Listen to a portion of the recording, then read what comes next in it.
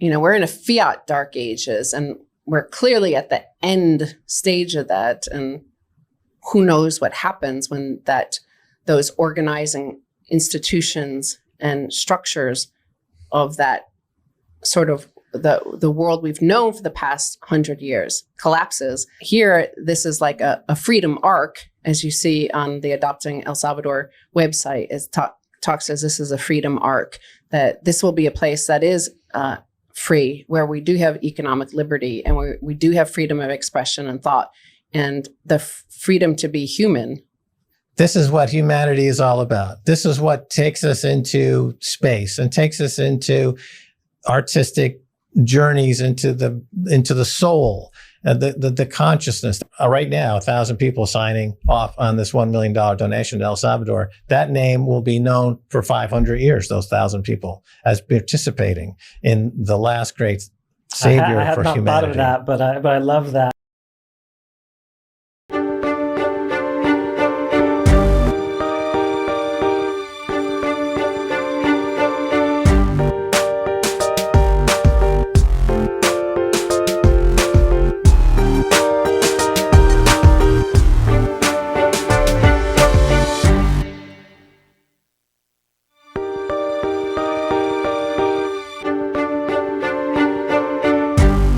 All right, we got the one and only Max and Stacy here today, and Max has put me on the clock. He says I only get 40 minutes, so we're going to make this rapid.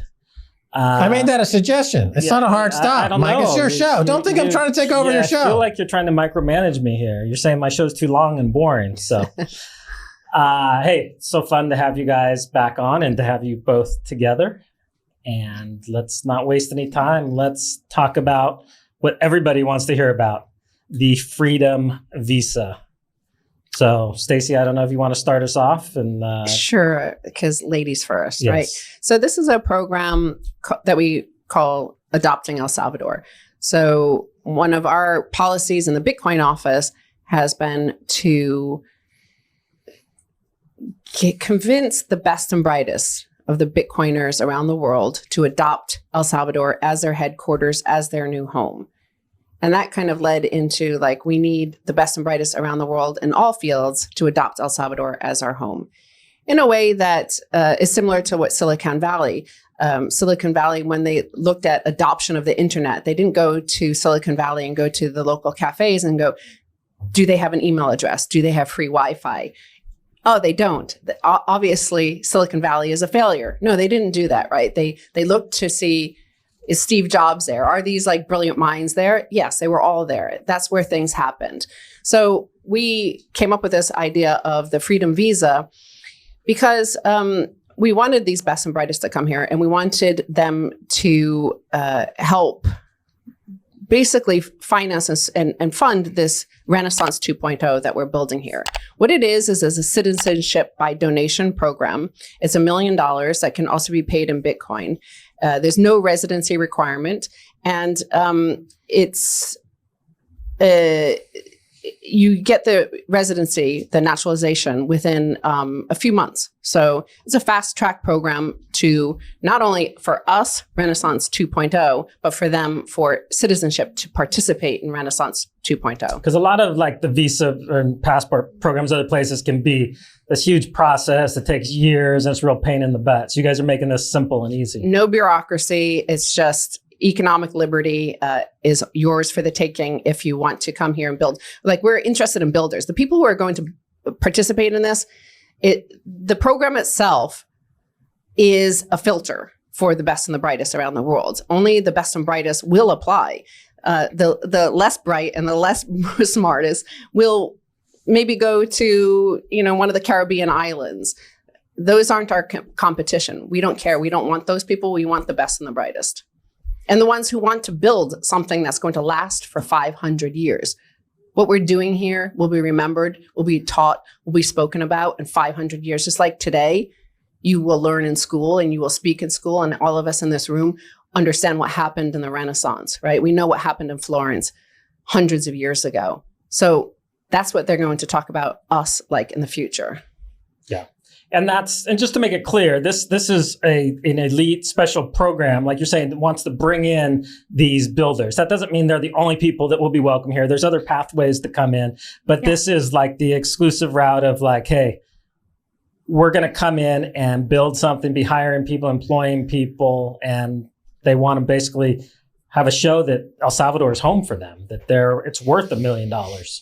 El Salvador is worth $1 million. And that's, what I have said previously, and the president quote tweeted me on Twitter, I have to say, when it was still Twitter, it's now X, right? But when it was still Twitter, he said, as Stacy Herbert always says, this is the greatest rebrand in history.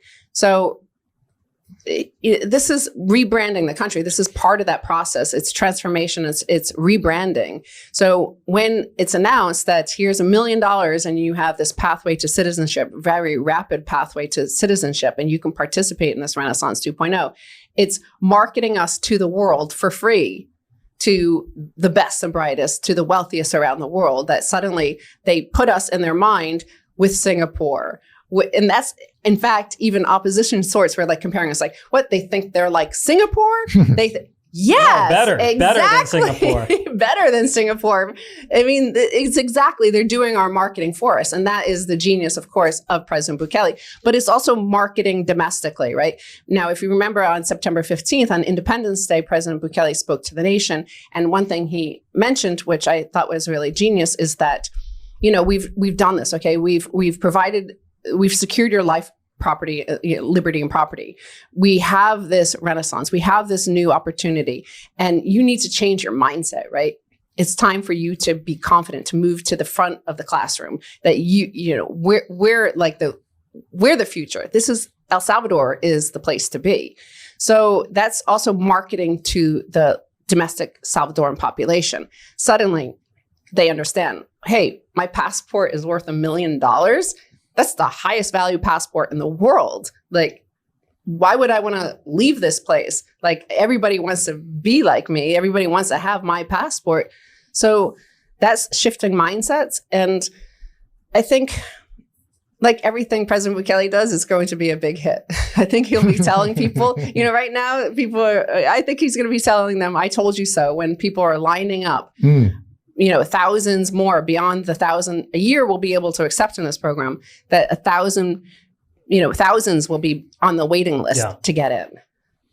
So you guys need to make sure you get your name on that list, because I think it's already starting to fill up, right?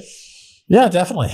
Definitely. I by my kind of count, we're at over 150, 160 already folks in the process. So the demand is high. And that's what, in a week? Yeah, in the first few days. So the demand is high because there's something to this beyond what would be appealing for somebody looking for this type of citizenship. And that is that they get a chance to participate in something truly historic. And there's a growing feeling around the world that countries are really in dire shape. And the reason they're in such bad shape is that they lack leadership. And there's a real feeling around the world that President Bukele represents a once in 500 year opportunity, a once in 500 year leader. And it's aptly named the savior, this country. And I think people are saying, we think President Bukele is not to gild the lily too much here, but literally saving humanity. So I'm thinking about my kids and my grandkids and their kids. I want a world for them to live in. And if we entrust this world to the people running the US, Canada, Europe, it's going to be not a place anybody wants to live. This is the place people want to live because it represents a leader who is a political genius, who is totally decentralized in all that he thinks about. It made Bitcoin legal tender, which has had an unbelievably positive impact on the country and the region and the world. And so the demand is very high. I think that this will go pretty quickly. And then, of course, it'll be 2024. So we'll see what awaits then. You know what? President Bukele always says where El Salvador is going is to the place we want to be. So he's including everybody in this country as participants in re-architecting the rebirth of this nation. So where El Salvador is going is to the place you want to be. And that alone is worth $1 million. Like, you can build a new country.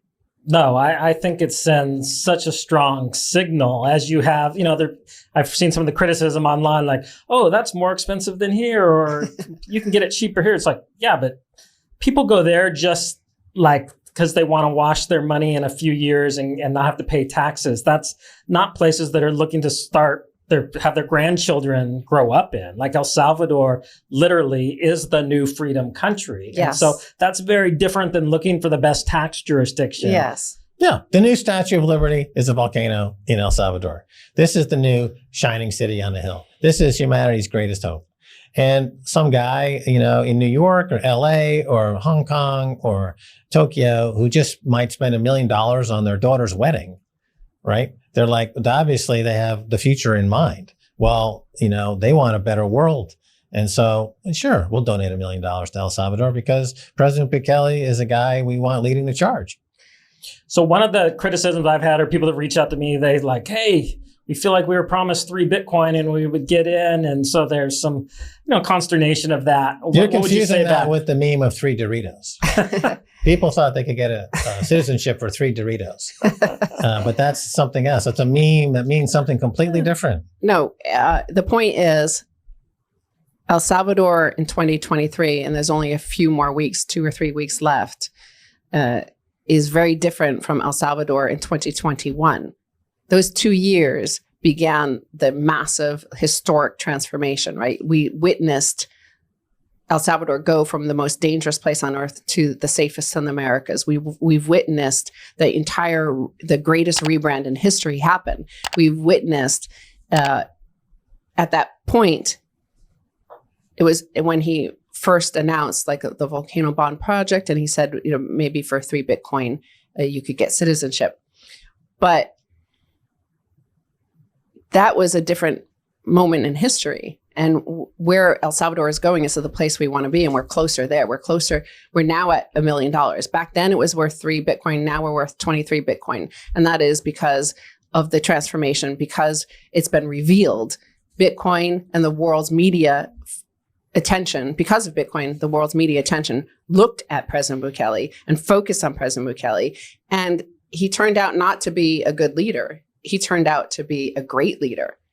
And that is the difference. At that point, everybody thought probably in this country that he's a good guy, like he's a good leader, but he rose to a philosopher king. This is a true philosopher king. And if you look at what this meant in ancient Greek philosophy, this is a perfect leader, right? A guy who can display all a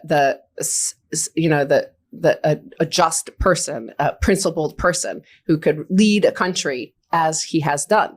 And that has changed what we are. So what the Freedom Visa is very different from any of these programs when people are criticizing, saying, well, I could get it cheaper in the Caribbean in one of these countries. And it's like, well, that's not like, you're not even thinking of the same thing. We're giving you an opportunity to participate in history, to etch your name into the history books. Would you have gone if Leonardo the Magnificent, Leonardo Medici, had reached out to you and said, would you like to join us in building the Renaissance? Would you like to hang out with me and Da Vinci and Michelangelo and Botticelli and Machiavelli and all these guys around the table? Is he Machiavelli? Yeah. He's the writer. He's the chronicler. So would you like to join us? And you're like, well, I could get a cheaper citizenship in the Seychelles or, in the Cayman Islands or St. Kitts and, and like leave no legacy behind, not be remembered at all past your death. Like, why would you those are your options? Well, my biggest concern is, and I don't focus on fiat price or predictions, but I think it's too cheap because I think 3 Bitcoin in a year and a half from now is going to be a lot more than $1 million. So we're talking about 23 Bitcoin. 23 right Bitcoin. Yeah. Okay. Well, that's important. They better denominate it. Well, I'll give you a good life hack. Yeah.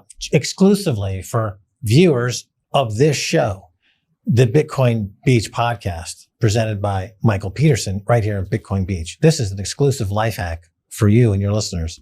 So here you have people donating $1 million a pop, and they're people with low time preference. There are people who are I always get this mixed up. But there are people who want to get this going right now, immediately. So let's say you're somebody who wants to get the benefit of all these people putting these billions of dollars into it. Well, okay, there's an arbitrage here. There's a way to life hack the system, because anybody can come here and get a 1-year visa for $90. You can then renew for 2 years, and then renew again for another 2 years. And then at 5 years, you apply for citizenship. Now, in 5 years' time, all these people that couldn't be patient like you, the Yoda of citizenship seeking El Salvadorian. Hopefully this year. Hopefully I get mine this year. Right? You get the benefit of all that. Yeah. And it didn't cost you more than a few $100. Yeah. So, it's something for everybody, because the people who don't are going to hugely benefit by this, who are going through that path. So. Well, and these are people, obviously, the people that are in position to give that are people that believe in what's happening in El Salvador and see this like, hey, they have plenty of their own money. They want to invest in this country and send this signal that they stand with El Salvador. Right. And this is where they want maybe their kids and grandkids to grow up. Right. And the donation to the government is going to, it's a, show of support for what President Bukele has done. And when he opened the public library, the new National Library, which there's still long lines, like well into the past midnight for hundreds and hundreds and thousands of people to try to get in. What he said there was quite profound. And that's what you're betting on. That's what you're not investing, but you're contributing to that. You're participating in that sort of culture that you want to help create. You want to reward that sort of thinking. And that is that he believes that we should build these public spaces that are not only, better than the private spaces, but that are built to last. Like when he's talking about ancient Rome and ancient Greece, and that's how big we're thinking. Like this is something as big as ancient Greece or ancient Rome or Florence. Like we're not thinking small. We're thinking big. And Camelot. I think it's even bigger, because they're actually, they were still using gold and silver, the money that exists forever. This is actually embracing a whole monetary system. This is how big, but this is how big we're thinking. So when people compare us to any other program, they don't understand this program. We're thinking so freaking big. Like, do you want to be known as hanging out with Aristotle and Socrates and Plato, or do you want to be known as hanging out with Caesar and Marcus Aurelius? And this is what we're creating on a grand scale in this little country. And that's what we're aiming for. So if you want to hang out with Roger Ver and St. Kitts, go do that. St. Kitts is like the Chuck E. Cheese of programs. I think literally low-hanging fruit. I think all of the Ordinals fans should go to St. Kitts and hang out there. Well, of course, like Americans, the only place Americans can avoid taxes is one place in the world, and that's Puerto Rico. So, if you want to avoid taxes, you go to Puerto Rico. If you've been to Puerto Rico, you'll find a lot of shitcoinery and a lot of scammers there who, are not principled. Like they're not moral people, and they took a lot of money from a lot of people. You kicked out of here? Are you talking about them? No, because we went there before we ever came here. Yeah. So no, but there's been a barrage of them coming down from here. Of course, that's how shitcoiners. Any scam tries to associate. A lot of scams around gold. Gold was perfect money for a long time, for many thousands of years. And you don't pretend to be a lump of poop, right? You pretend to be a gold bar, because everybody knows a lump of poop or a lump of coal is not worth anything. But a gold bar is worth a lot. So they try to pretend they're a gold bar. So once you have a country like this and what we've achieved and the rebranding and the Bitcoin country, and where like that brand is not in doubt. Nobody anywhere 2 years later. 2 years ago, there were some shitcoiners here, and it was like the Bloombergs and the Financial Times called us like crypto bros and all that stuff. They never say crypto bros anymore. They never mistake us for the likes of Sam Bankman-Fried and all the Bahamas and the Puerto Rico and all that sort of stuff. They never confuse us with that. And that's for a reason. But yeah, of course, with this bull market, those guys will be coming back because they're going to want to associate themselves and pretend to be Bitcoiners and Bitcoin, friendly or nearby. So, yeah, however, it's called orange washing. Orange washing, right? So you associate with Bitcoin, like ExxonMobil would have photos of stolen from Greenpeace to make them look like they're environmentally friendly. They're greenwashing. People who pretend to be Bitcoiners are orange washing. They say, "Oh yeah, we love Bitcoin. Here's my shitcoin." So now we're starting to see some Bukele washing or some El Salvador washing, as other politicians want to. Oh yeah, of course. Everybody wants to be associated with greatness, of course, but it's hard to be great. Right. That's the thing is I think people don't understand just how hard it is to be great. Like they see a genius, they see like a Picasso and this is a lot of modern art. They decided after Picasso, he made it seem so funny. He was a total jokester. He was like a toxic troll. And surely that sort of toxic troll must like not have genius. So it must be like just paint on a canvas and you could be Picasso, but nobody has been Picasso since Picasso, right? The same thing with President Bukele. He makes it seem easy, but it's not. You have to be, it takes not only hard work, but just inner strength. And that's the hardest Balls of all. Of steel. Yeah. Well, you can say that, but it's in a world of fiat and high time preference, it's way more difficult now, I think, to be the sort of leader that he is than it was in the days of ancient Greece or Rome or Florence. I think it's much more difficult. Yeah, that's what makes it so unusual because, ancient Greece and Rome came from the period of the classics, right? So they invented the whole idea of the classics and then it got completely... Do you think they called it that? Hey, we're inventing the classics. It's like, let's do something classic like Rome did. Wait a minute, we are Rome. Huh? And then, so therefore, there's been so much time has elapsed, and so many governments and political systems have been reduced to ersatz, sound bites, memes, and empty promises. And the faith in the political process has completely been dead. I would say since never been lower. So yeah, this is really a remarkable. Nobody saw President Bukele coming. Really, it was like an apparition that just appeared in the mist. And incredibly, this is working. And this is why people are putting $1 million and donating $1 million because they see this as being really humanity's last and greatest hope. And this is why the demand has really been very, very strong. And people who come here, they get that sense immediately. They can feel it in the air.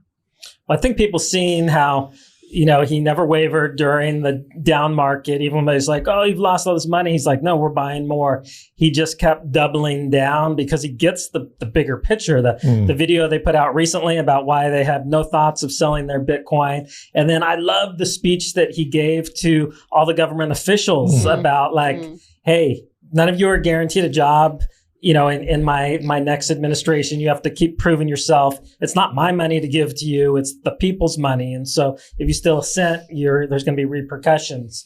So I've never seen a politician come out to the public servants in that way and just lay it out like that. Well, I watched it. And of course, I was like immediately nervous going like, have I done a good job? I hope I need to work harder. Like, yeah, of course this is how a leader should be, right? And you never see that, right? You never ever see that. You don't see that in any administration elsewhere in the rest of the world. And that's another important thing about this program, this freedom visa program, is that, you can adopt a lifestyle of Bitcoin, of economic liberty, and experience the freedom and this Renaissance 2.0 here.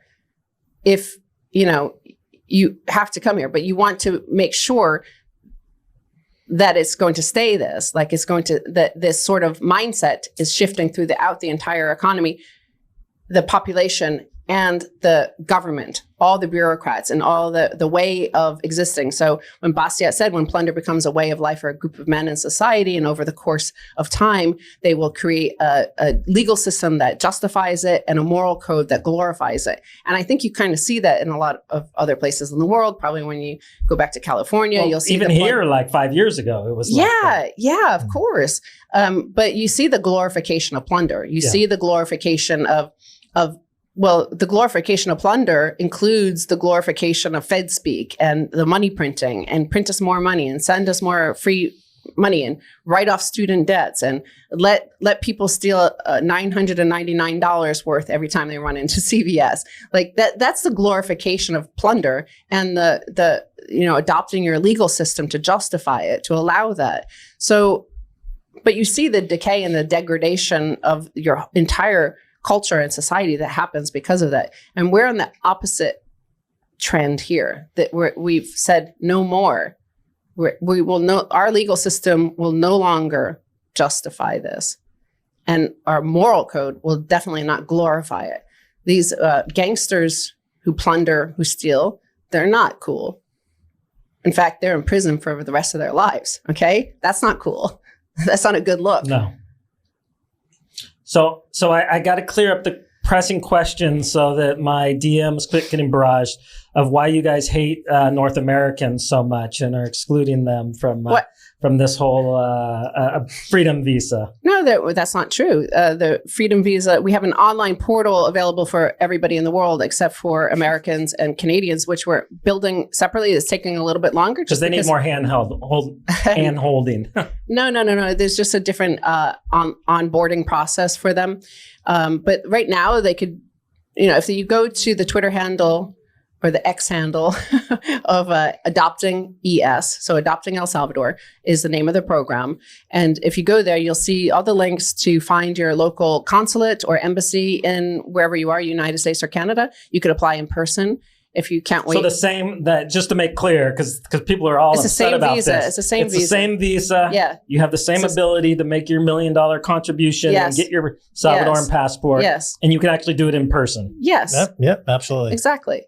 So you get to do it in person. You could also call our virtual consulate, which is like basically WhatsApp. You have a WhatsApp conversation and you could apply online. But we'll have an online portal available. It's just taken longer, a little bit longer, but it'll be this week. So hopefully before all those slots are used up. Exactly. Americans and Canadians, you better start camping out in front of the consulate there. Make sure you're first in line. Show up. That's the problem of living in a second world country like America or Canada. You don't have the same available, the same services and goods that you do in a first world country like El Salvador. No, I get it. I get it. Well, the viewers will be happy to hear that because there's been a bunch of people that are all freaked out that they're going to miss out on this somehow. So, it's called FOMO, right? They're FOMOing in. We want FOMO. That's okay. That's okay. But I think we'll let you in if you. They have to write an essay, 6 pages long, describing how much they love El Salvador. Then we'll take a look at it and maybe we'll consider them. Yes, but we don't hate North Americans. We welcome them here, and we as North Americans ourselves, like we know the founding principles of our nations, and what we found here is what we thought was supposed to be what the United States should be today. And I think it's wavered. It's kind of far from where it started, and I believe it will find its way back in their individual states that are finding their way back, and some leaders coming up in the United States who are pushing back against some of the more, basically repression against some free speech and other principles of like having the right to your privacy and your own ownership of your own money. However, El Salvador is the new shining city on the hill. And look at what's happening at the border. The ratio of people leaving El Salvador to go to the U.S. is reversing. We have more people leaving the U.S. to go to El Salvador. It hasn't quite ticked over the 50% barrier to be officially reverse migration, but I think within the first, half of 2024, we'll see reverse migration. People will be fleeing the United States. Well, every time I come back, the airport's fuller. I mean, it just gets jammed every single time. And so that's absolutely correct. So this is becoming the destination. Exactly. And Max and I, we're more and more reluctant to even leave because the difficulty of getting a seat on a plane back. You think like, if we leave, we might not be able to get back because all the planes are full, packed. Yeah. I think last time we saw each other was in Lugano at the Plan B conference. Yeah. And I don't know, for me, that was eye-opening to see all these financial leaders from around the world so fascinated about El Salvador. I think all of them right now are doing their applications for their passport because it was kind of mind-blowing for me that they were all talking about El Salvador. So again, that's why I should keep my job, and you should I'll send this clip to President Bukele, because that's part of what the Bitcoin office has done. It started with Bitcoin 2023 in Miami. We had the El Salvador booth, right? The Bitcoin country booth, the tourism booth. The most popular booth in the whole Miami conference. Literally, it had the most visitors to it. Yeah. And then it was such a success. I didn't plan on that sort of level of success that then got Pacific Bitcoin and then Lugano. But Lugano, our partners at Tether and Bitfinex put that event on. It's an amazing conference, by the way. If you have not been to the Plan B conference, it's one of the highest signal conferences out there. Yeah, it's so good. It's really amazing. And they just put a lot of effort and energy into not only the booth, the exhibit section for El Salvador, but they had a whole, art exhibit dedicated to El Salvador. They had a lot of stage presence about El Salvador. So they're very early adopters of El Salvador. They've been very, discreet, quiet, partners, but generous partners to us for the last 2 years, helping us with a lot of the programs from the Bitcoin office, whether it's education projects or, just certain groups needing funding. I loved how they brought a bunch of the Kubo Plus students over to participate. Yes, exactly. They flew all those Kubo Plus students. That was such a wonderful experience because we brought 6 of those over, and Mario from the Bitcoin office.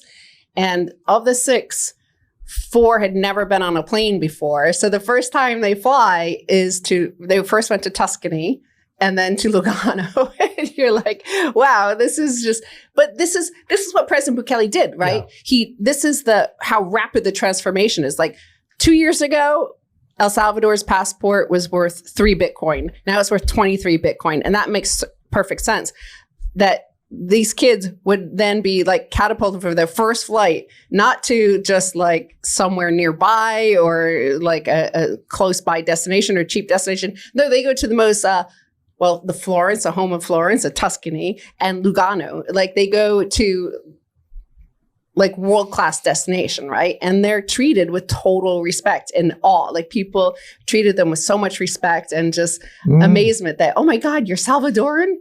Yeah. Yeah, you're like a celebrity instantly. Yeah. Yeah, you want to be Salvadoran now. People used to hide their Salvadoran accent. They used to pretend or adopt a Mexican accent because it was considered to be a very déclassé accent. But now people are very, very proud to wave the Salvadoran flag, and rightfully so. Exactly. In fact, you have a clip, I think, a screenshot of Gerson Martinez, who works with Max at Volcano Energy.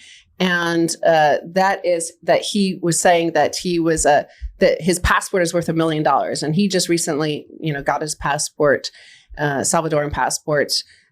He's from America, born and raised in America, but his parents had fled the Civil War. And now he's a proud Salvadoran. But he said when he grew up, his parents would. There we go, $1 million passport. $1 million.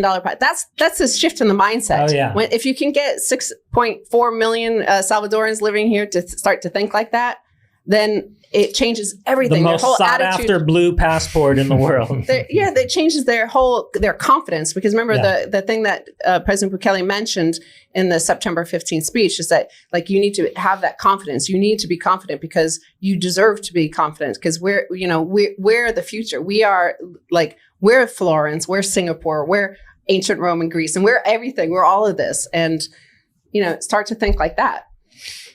That's the way to look at this program. Well, I'm jealous of him. You don't have one. No, I'm working on it. Give us $1 million. Now, you've given us 17 years, right? You've been here for a long time. Yeah. Put the time in, although it's been a pleasure to be here. Yeah. Well, so that I don't go on an hour-long rant about ordinals and the trashing everything. Why don't Stacy, I know you got a list of great things you want to run down your I've been reading my list. Okay. I've been reading my list. I want to make sure we don't miss anything. Keep on peeking at my notes trying to see what I'm saying here. But I'm saying is that there's no other program like this in this world because it's not a program, it's an opportunity. And that's what you have to understand. You could adopt El Salvador. We'll let you adopt us. but only 1,000 of you get to do this. And you get the chance to etch your name in the history books. Those sort of opportunities don't happen often. And here's a 1 in 500 year sort of leader, and he's giving you that opportunity. Do you want to be associated with him? Do you want to be part of the greatness that he's achieving? You could do it for just $1 million. Let's do it. Plus, I throw in a copy of my book, The Book of Max, the worst reviewed book on Amazon. Every one of the 7 interviews give it 0 stars. And I'm being sued by 3 of these people for misrepresentation who want their $27 back. I'll give you a copy of this book included with the $1 million donation. And I won't sign it, or anything like that. But I will give you a copy. It'll be a used copy that I myself bought on Amazon for less than 50 cents. But welcome to the country. And here's your pupusa. Have a nice day. That's like when somebody wanted me to sign their like Bitcoin Day newspaper. I'm like, are you sure you want to make it go down in value? I think it's Right. worth more like this. Exactly. Well, this is a great opportunity and a great moment. And I think President Bukele often tweets about strong men create good times. It's a well-known, the generational shifts that happen, the fourth turning sort of stuff. But this is that moment here. And it's like 2011 Bitcoin, right? This is like being in Bitcoin in 2011. This is an interesting, unique moment in the history of El Salvador, but the history of the world as well in recent history. And I think, well, we haven't seen this in a couple hundred years since, say, like the French Enlightenment and the Revolutionary War of America that happened. Like this is that sort of moment, the most recent in terms of the scale and the epoch sort of shifting moment we're experiencing. So you can come experience it and participate in it. You hear of all these like wealthy people who go on these experiences now instead of like buying clothes or anything. They want this experience to experience space flight. They pay how many millions of dollars to go out on Blue Orbit or one of the SpaceX things. They right? want to smell a gorilla's flatulence. Exactly. And they're willing to pay $40,000 for that because it's authentic. But here you get to, this is an opportunity to experience something that won't be replicated anywhere else. Everybody is always talking about, oh, what's the next Bitcoin country? There's no next Bitcoin country. There's El Salvador, and there will only be El Salvador because you can only have one first mover. There will be pale imitations that follow. And yes, it will improve their country's fortunes when they adopt Bitcoin. But we have all the best companies. We have all the best entrepreneurs. We have all the, we're the only one with a great leader. So none of the others, and you can look all around the world, none of the others have a great leader. They have some good leaders, but none of them have a great one. So you could experience this if you want. Well, it's funny you mentioned the fourth turning because I was thinking about that a few weeks ago. I feel like El Salvador is like a decade ahead of everybody else. They went through their fourth turning and they're rebuilding now. So we need to get Neil Howe down here and get his take on it. But I really do feel like they're way ahead of everybody else, literally, like in this process. There's the 9th turning, which is exit 472 on the New Jersey Turnpike. If you get on that one, trust me, you don't want to go where that's going. Instead, just come down to El Salvador and get the right turning. It's all turning compliant. It's all on top of the world. It's the Himalayas of goodness. It's the rebirth of the Camelot. JFK of our own United States spoke of Camelot, or that was the idea that we were going to create a place that people want to come to. And that didn't happen. But this is that dream fulfilled. Also, I think there seems to be something that saves humanity always. Even when Europe went through the Dark Ages, then at that time, we had Alexandria, and the Arab world was doing amazing things and was a center of enlightenment and knowledge and advancement and progress. And the Renaissance came out of the Dark Ages. And if the Dark Ages, we're in a Fiat Dark Ages, and we're clearly at the end stage of that. And who knows what happens when those organizing institutions and structures of that sort of the world we've known for the past 100 years collapses, like what happened when the authority of the Vatican and the Roman Empire had collapsed, and it led to the Dark Ages. But here, this is like a freedom arc, as you see on the Adopting El Salvador website. It talks as this is a freedom arc, that this will be a place that is free, where we do have economic liberty, and we do have freedom of expression and thought, and the freedom to be human, not like preyed upon, and a test subject in these like weird economic and monetary experiments, or even the medical experiments that have been going on, or the AI experiments. All these experiments happening on humans on mass scale. This is the freedom arc. Yeah, to your point, we are going through this fourth turning, and who's coming out of it first? El Salvador. Right? So that's a very compelling reason to be here. And that's why it's $1 million donation to become a citizen here. We're the first out of the fourth turning. We're going to be leading the next epoch on a what I call Bukelenomics, right? It's his version of economics, which is essentially combining economic freedom, but there's still a role for the state, and that role is to expand the public space. The new public library is a good example of that. That's state sponsored, and it's a brilliant addition to the life and quality of life to the people living in El Salvador. So he's found a middle road that is both get the best of having a state, which is somebody who can get the lowest common prices for stuff like bricks to build stuff, or engineers to go to the moon. This is what the state can do. But also it's the economic freedom built on Bitcoin, and you're guaranteeing that's going to be economic freedom because it is built on Bitcoin. So that is individual sovereignty. It's unconfiscatable wealth. No dictator would give their people a way to have unconfiscatable wealth. That's the complete opposite of a dictator. President Bukele is a liberator. He's allowing everybody in this country to have. If you're a dictator, why would you give somebody money you can't control? Exactly. Sovereignty. Exactly. That's the most right, important word right now. Yeah. I think the most important thing to consider, that there's individual sovereignty to the Salvadorans, but also the country itself. And I think that's going to be more and more obvious why that is so important to have that sort of integrity of self in the coming decade or two. Yeah, the nation state is being kind of reinvented.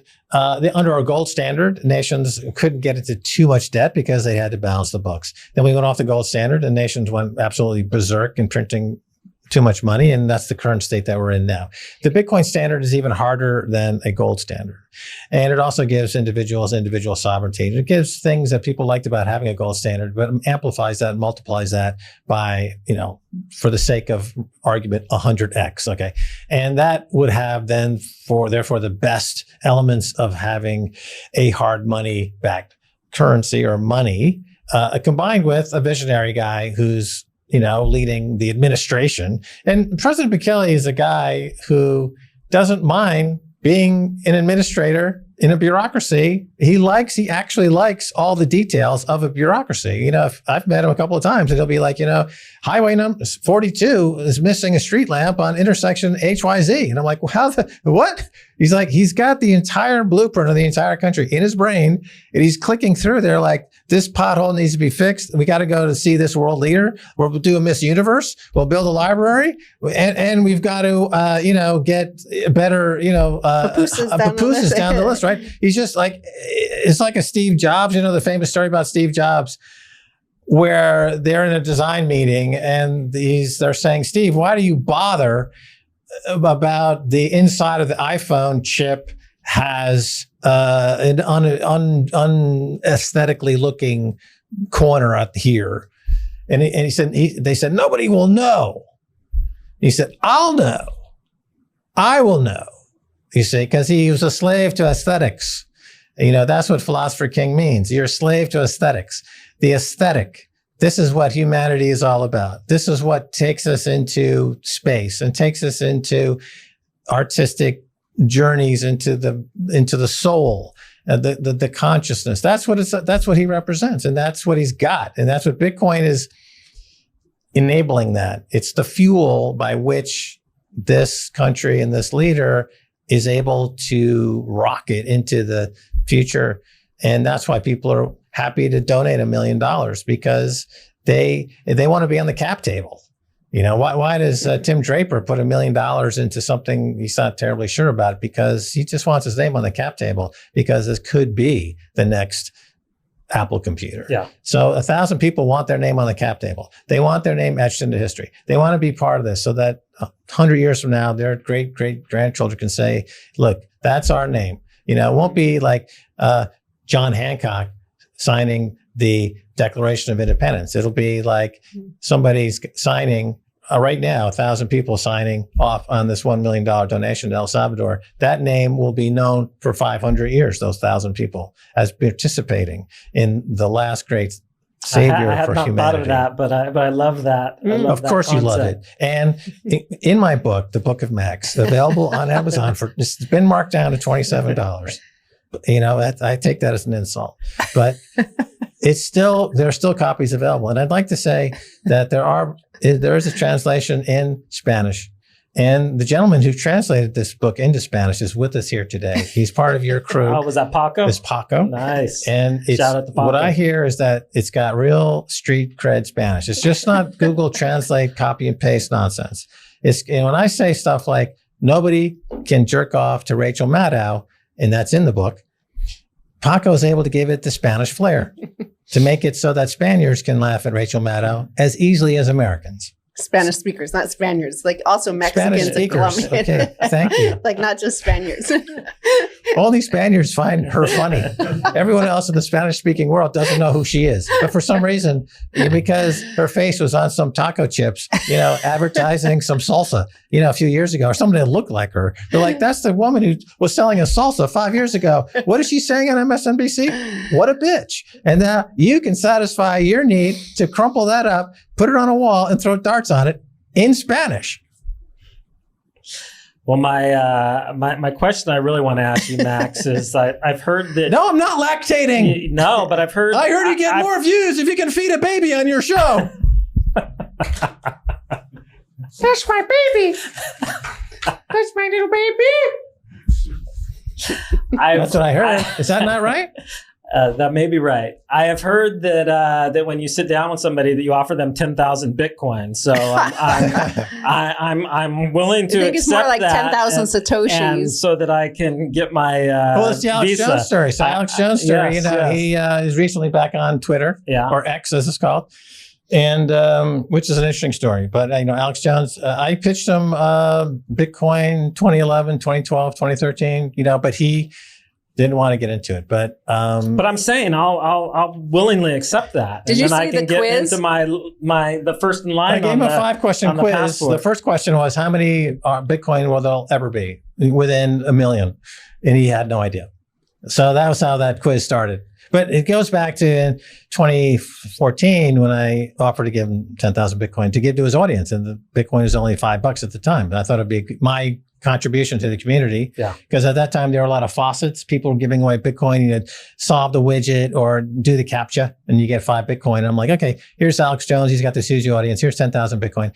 Give it away to your audience. And that's my contribution to the community to spread the word, right? But he's like, no, it's a CIA plot. It's a conspiracy. It's a Yeah, he Rothschilds. thought it was Rothschilds. And I'm like, okay, well, then I won't give you 10,000 Bitcoin. all you had to do on the faucets was enter a Bitcoin address. So then flash cut to, a few weeks ago. And I'm like, okay, here's your second chance. Answer these 5 questions. I'll give them to you now. And he couldn't answer. He got 0 for 5. And they were the very, very simple questions. So he hadn't done any homework. He still hasn't done any homework, which is the problem. People need to do a little homework. But, enough about that. Well, that might be a good note to end on. Do we need anything else we need to cover here, Stacy? Any other amazing things? I know there's other amazing things happening. I don't know which ones you're allowed to talk about or not. So, well, if you want to experience freedom, economic liberty, security, and a Bitcoin lifestyle, then you must get a freedom visa. So your fast track to citizenship here and a long path. Like you'll be known for a long time. 500 years from now, people will know your name. They'll see your little name written down in a scroll, a digital scroll, saying, Joe Bag of Donuts was here. Also, if your name is on Santa's naughty list, this immediately expunges. Yeah. And it puts you right on the nice list. This is a unique Christmas present, in fact. Well, in fact, I have to say, it's one thing I forgot to mention was that it's $1 million donation for one individual, their spouse, and children. So the whole family is covered. So it's a family package. It's a family package for $1 million. You get, if Bitcoiners, some of them have like 10 children. So that's like 12 passports divided by, that becomes cheap. That becomes that's cheaper than St. Kitts. As long as it's not the Manson family, that we don't want. But yeah, if you have the wife and kids, it does get like, if you're interested in that angle, it's and it's happening pretty quick. Like, let's say the economics are good. I don't want to get too much into it. Why? Because I'm kind of fainting. The oxygen in my brain. We will wrap up here. I don't even know where I am anymore. I was hoping we earlier you said you promised you'd throw up for us on the air. I did. So I brought a bag. So Max grew up during the 60s and 70s when that was sort of like, hip art. No, I found ill. I was ill. Spoken word art. Maybe vomit, because that's considered art now. If you saw there's a woman, one of the prominent shitcoins right now has a woman. She's she's sitting in a rope a rope hammock, and there's a guy pushing her over a canvas, and she's defecating onto the canvas. And I said, why do we have to talk about this is Charles Hoskinson creating a fork in Cardano. And a lot of people on Twitter totally agreed with me on that. They're like, they actually were witness this. And I'm like, yeah, that's where shitcoins come from. They're actual shit. That's why they're called shitcoins. That's not a euphemism. That's their actual physical property. The fecal matter. That's what you're buying. That's what you're into. Now, if you're not in El Salvador, if you're a coprophagist, this is something you seek, right? But that's who would buy. We're getting outside of my my area of expertise here. This is Max in a fugue state. He needs some oxygen. I need oxygen, darn it, and a pupusa. All right. Well, thank you guys for coming in. Big thanks for all the work you guys do. I know most people don't have any clue as to how much work goes behind the scenes, making all of these great things happening, the educational initiatives, things like the Freedom Visa, and then just keeping all of the scammers out of the country. I know is probably, you spend half your time doing that. So thank you guys for all the hard work. Max, send me that 5-question quiz and I will answer it so that I can get my Bitcoins to get my passport. I know that Bitcoin Beach was in that little video that the president made. Yeah. You made it into very famous, Mike. So he should have said Bitcoin Beach podcast. Yes. So which one of the three of us are going to get our passport first? I think the fairy godmother doesn't need a passport. She's in a different plane of existence. Okay. I already have one. Okay. I guess I'm last. You're last. Like usual.